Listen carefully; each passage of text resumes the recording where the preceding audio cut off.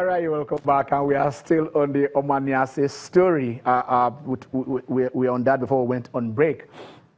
Signed for 13.5 million, in the general transfer window before. What's the name of their coach then? Roberto Martinez left and went to coach. It was also a record signing. It was a third record signing. And then Koeman came in and saw him play for just 45 minutes and told him, if you like to play football, you just have to live here. But it reminds us of Chicharito with another Dutch coach, Van Gaal, right there in Old Trafford. Called him into his office and told him, you have just 1% chance of playing football in Manchester United. A player who has been there for 3 seasons and did well. So sometimes the way we handle these things are not there. But we're back to the Niasse story.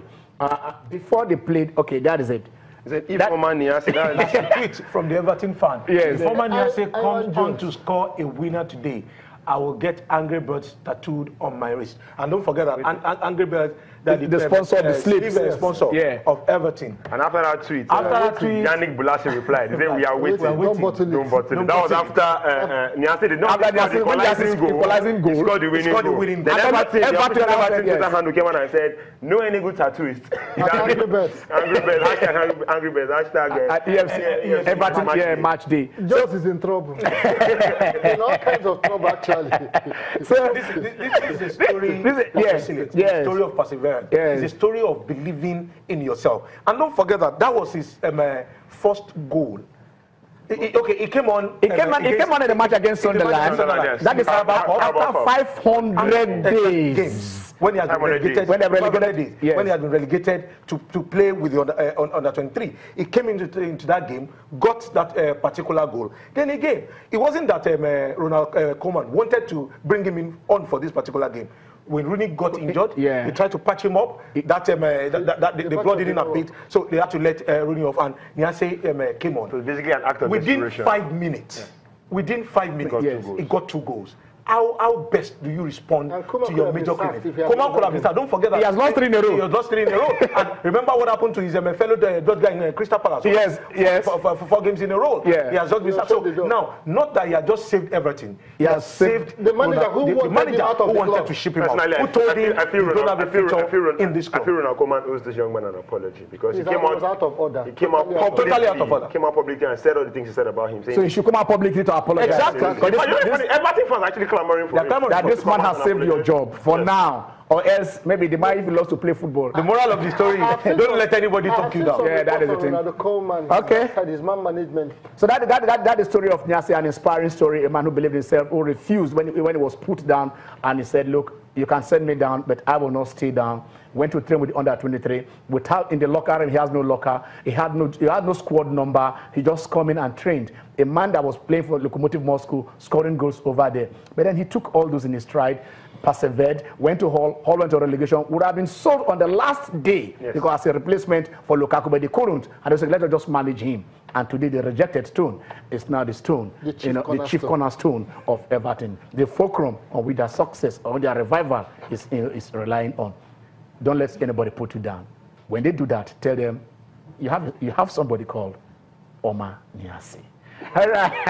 That is the story that we said we are going to take. But then I look at the Federation, the AITEO Cup. We have some results there, some matches we have played right there yesterday, and we are onto the final 4. Yes. Some big guns are out. As at this morning, just was losing 2-0 at home.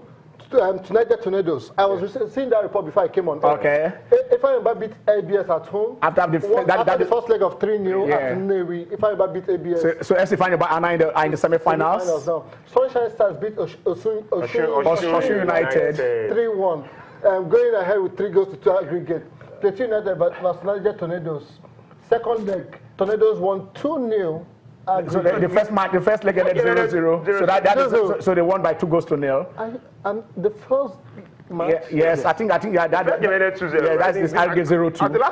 So Aqua United and Pasna United, I think they should be playing. There should be an issue between Plateau United and Tornadoes. I'm not sure the first leg ended 0-0. Okay. We need to have that. The first leg ended 0-2. 0-2. They were beating Jos in Plateau this morning before we came on air. 2-0. Yes, and for the last time I checked, I've seen a 2-0 draw. I've seen a 2-0 draw. Okay. And a 4-2 aggregate. Okay, I think we have to confirm. We have to confirm the result for that Plateau United match. Maybe before the end, because that is the update we had before we came in here. Yes. Okay. I bet it is good to see that Sunshine Stars have gone ahead. Are there in the semi-finals. I mean, when Dukudi was appointed into that team, Guavone just, he has just thrown in the towel and did no mass, But here we are, another, a man that nobody had. He said he has not coached a big team. He has not handled a match before. He has not handled a club before. He has been assistant. But of course, he was from the Australian. He was in Australia United before. He switched camp. Before he switched camp, to Sunshine Stars. I mean, what was the story of Dukudi? You see, for people who are close to Dukudi or who have had the privilege of working with him, in my days with the Broadcasting Corporation of Oyo State, with Shooting Stars, don't forget that Dukudi was a player. Exactly, a player. He's somebody that carries the team. He's a man with charisma.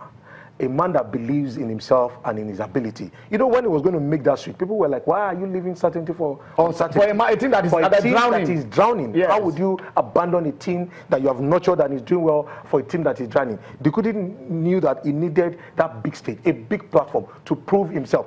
If Sunshine were doing well, would Dukudi have been given the chance? No. Would the governor have left? No. So he needed that particular platform for him to show his capabilities. And yes, he demonstrated that, leading Sunshine well. And here they are now, not just for the league. He made Sunshine survive. And talking about the AITEO Cup now, we've seen what he's been able to do, leading them into the semi-final. If it was just the league, we'd say, oh, it's a flash in the pan. We can see that this is no longer a flash in the pan, and it's no fluke. Dukudi, take it or leave it. You might say, yes, he's been an assistant coach, he's been this, he's been this.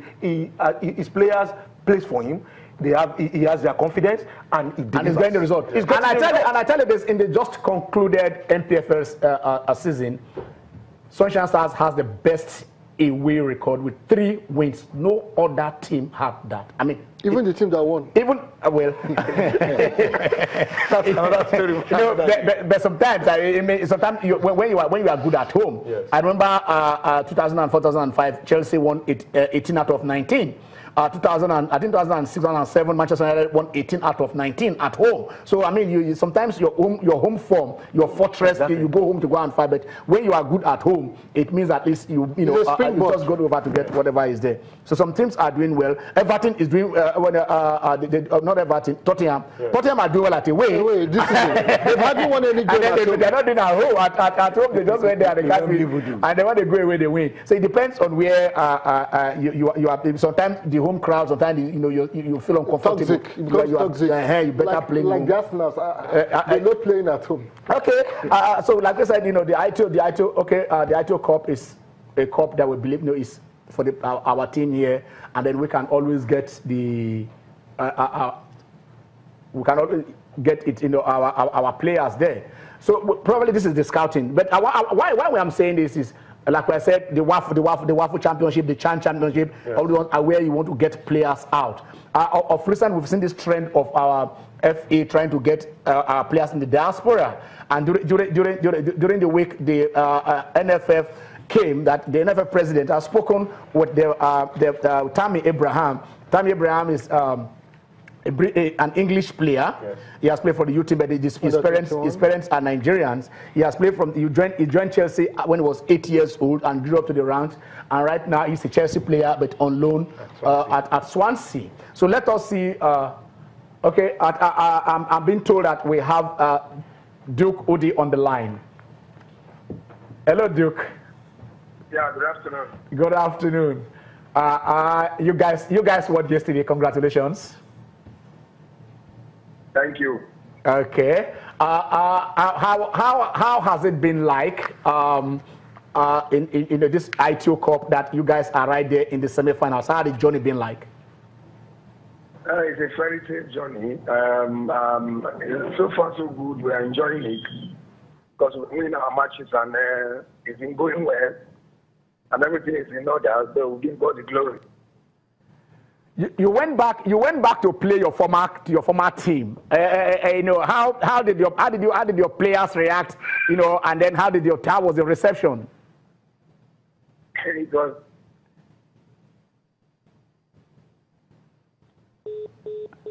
All right. Okay. We still get back. We still get back to Duke Odi. Duke Odi is the coach of Sunshine Stars of Akure. Yesterday, he took his team back to his former club, and then they got a result. And then we are trying to speak with him. He saved Osun United practically from going on relegation, and right there he has secured them in the semi-finals of the AITEO Cup. So we are saying, let us try and get the magic behind, you know, what he has achieved this far. But then while we're trying to get back to Duke Odi, we're talking about the Tammy Abraham. Let's see what the NFF president said, and then also what Tammy Abraham said during the week. They met there at Wembley when the Swansea played Tottenham, and then. He tried to talk to him, and he said the father is a friend of his, that he should change his allegiance, is to switch allegiance to Nigeria. But then, after then, he said he's very, very sure that okay, that is it. Okay. Go on. Yes. Most recently, there was a meeting with Tammy, which Tammy's agent Neil Fewells also attended. It was a useful meeting, and I can say the talks are at an appreciable level now, and all is looking good. Tammy is like a son to me because his father was my childhood friend. I believe he is a good prospect for the Super Eagles, and the effort is well worth it. Okay. Going from there, I had a very honest and productive discussion with Tammy and his father last week. Pinnick said, it's been a long process, but I can tell you authoritatively, he has agreed to play for Nigeria and not England. He and his parents have started the necessary document to effect the switch. Clearly, he understands he stands a better chance playing for the Super Eagles. With his talent, he has the ability to fight for a place in the Nigerian squad, and if we make it to Russia, he will contest for a chance to represent his fatherland. That's coming from Amaju Pinnick. And from Tammy's, I'm going to read the Tammy Abraham's statement. Tammy Abraham said, contrary to reports, I would like to clarify I have not agreed to switch my national team allegiance. I can confirm I met the president of the NFF after our last game against Tottenham at Wembley on Saturday, given he's a friend of my father. However, any suggestion I have made a decision to change my international representation is incorrect and wide of the mark. I have informed the FA that I remain available for selection for England. Ken, for me, you see, this is embarrassing to us as a nation. Nigeria is big enough a country. We have so many talent, so many footballers who are willing to don the colors of the national team. Tammy, Kelvin, Ogenetega, Bamako. I'm calling his full name. Yeah. Bamako Abraham. Yes, he's Nigerian by the fact that his father is from Nigeria. But let it come from the player that he actually wants to play for Nigeria. Not our NFF president going around begging these players. What has Tammy Abraham, what has he done to deserve this royal treatment? What has he done? This is a player who couldn't make the cut in Chelsea. Chelsea loaned him out to Swansea. What has he done? He's played for England under 17, under 18, and under 21. So what are we talking about? You know, I think this is embarrassing to Nigeria. I'll put it like this. Let's not. I want to look at this from the fact where you're saying it from now about Tammy. What has he done for England and all? Mine is. But the president coming out to make the statement he made, he has put the young man under a form of pressure whereby you should have seen the backlash on social media. When people started talking about Tammy Abraham, the insults, and in fact, it was just too much. Sure. At the point, there was a tweet that you said, people that are even old enough to father this young man came on and started lambasting him on social media, calling him names that I don't want to mention here because why? Somebody has come out to say he had made up his mind to play for the Eagles. See, like we rightfully said, we have players that can play here. Let's not put these guys under undue pressure. And that is what I'm saying. Yes. And at the same time, NFF should stop embarrassing us. I blame Amaju. I wouldn't blame the young man because this man had a decision to make, and he made a decision that he doesn't want to play for the Super Eagles. He wants to play for the NFF. Let us look at this. Amaju Pinnick Nick says, I can say authoritatively. I can say authoritatively. You understand? That this man and his parents. And the guy said, I had a meeting with him. Yes. You understand? But any discussion, this is what I have never, at no point did I say, I want to play for Nigeria. I think, like we said, this is quite embarrassing for this country. But then we can move on from here. Yes. We're going on a short break, and we shall be back.